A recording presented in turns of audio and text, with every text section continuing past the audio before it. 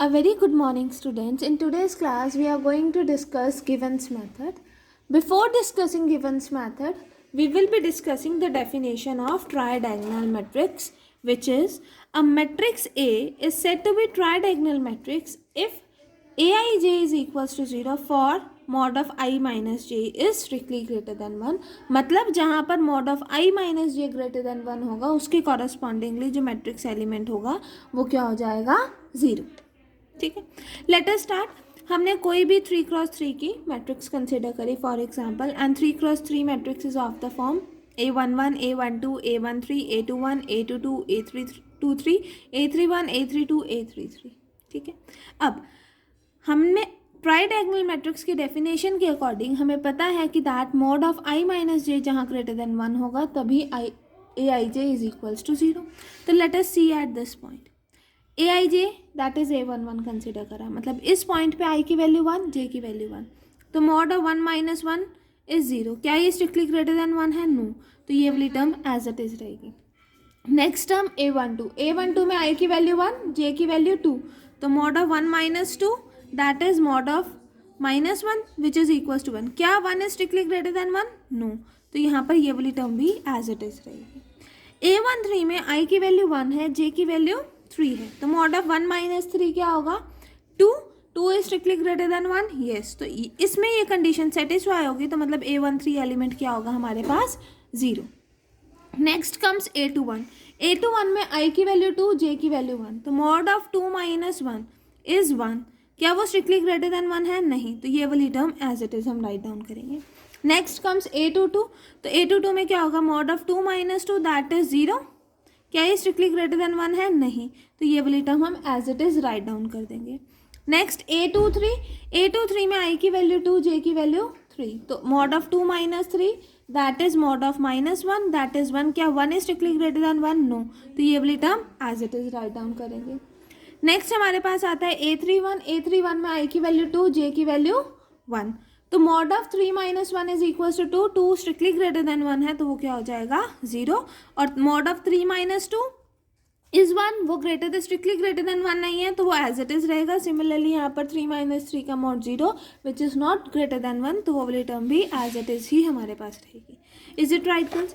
Similarly आप ट्राइडायगोनल matrix of order 4x4 भी निकाल सकते हो, फाइंड आउट कर सकते हो. Now comes Givens method. Givens method is used to find eigenvalues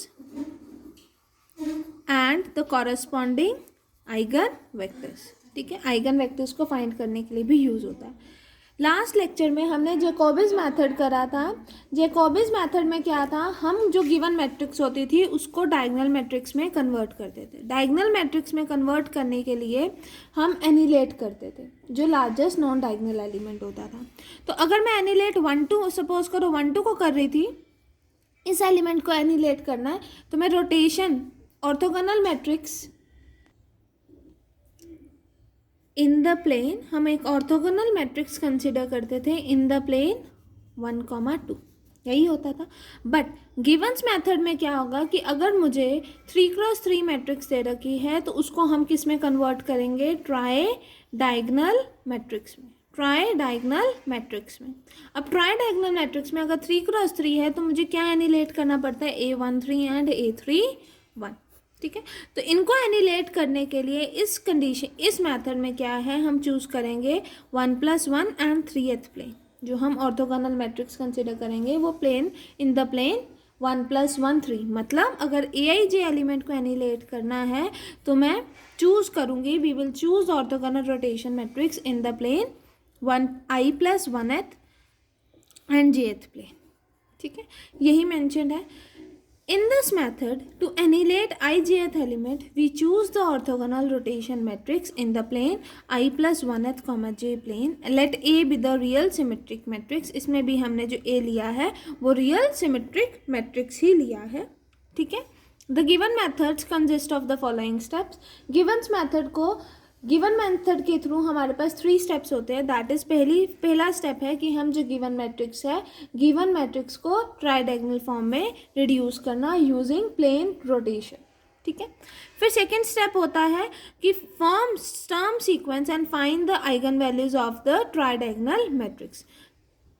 eigen values को फाइंड करना मतलब आपके पास जो भी ट्राइडायगोनल फॉर्म बनेगी उसके डिटर्मिनेंट, और सेम एज इट इज कहते हैं determinant of a minus lambda is equals to 0, वो करके यहाँ पर जो डायगोनल ट्राइडायगोनल फॉर्म में बनेगी ना मैट्रिक्स, उसको करना है यहाँ पर, ठीक है ना, ए डैश।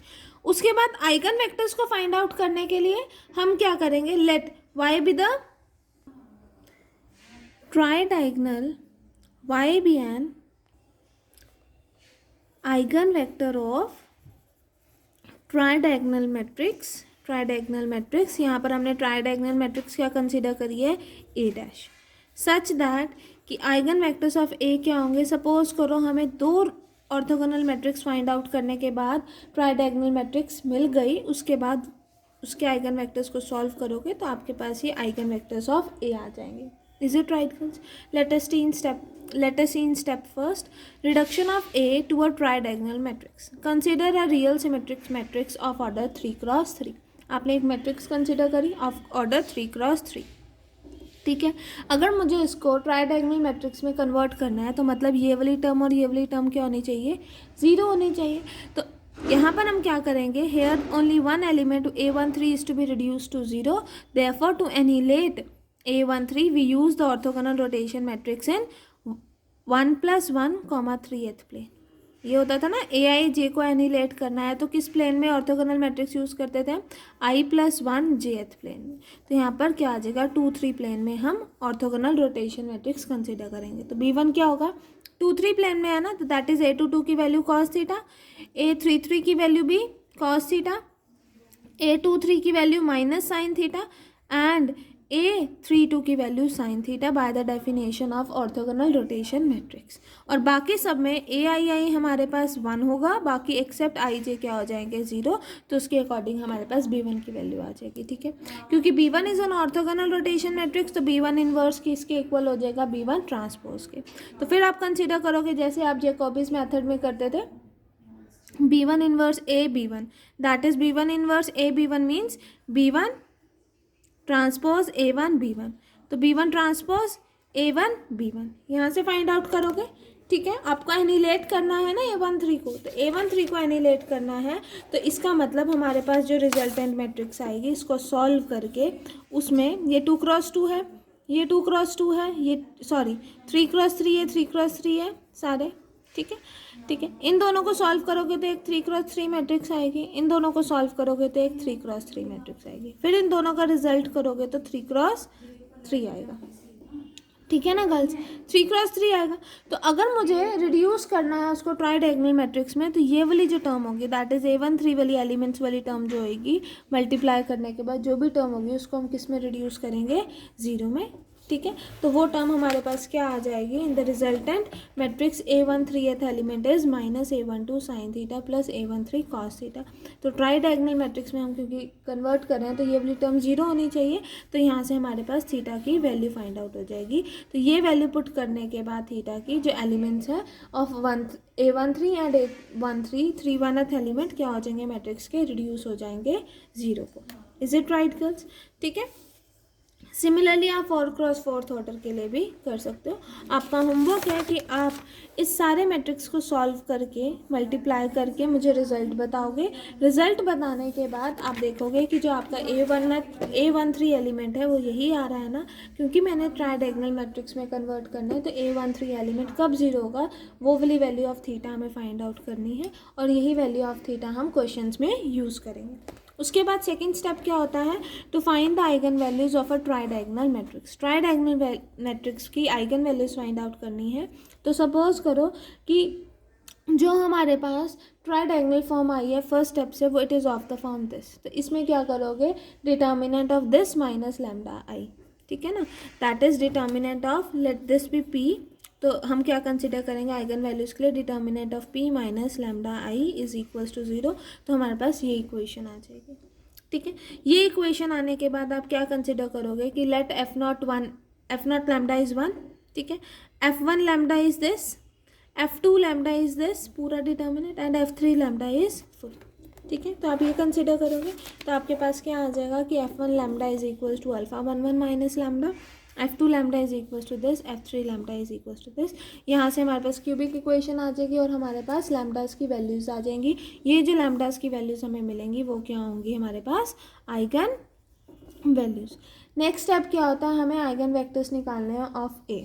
आइगन वेक्टर्स निकालने के लिए सबसे पहला स्टेप होगा कि जो eigen vectors of tridiagonal matrix P के निकालेंगे। पी के निकालने के बाद जितनी हमारे पास ऑर्थोगोनल मैट्रिक्स हमने फाइंड आउट करी हैं to convert the matrix A into tridiagonal form, वो वाली मैट्रिक्स लिखोगे।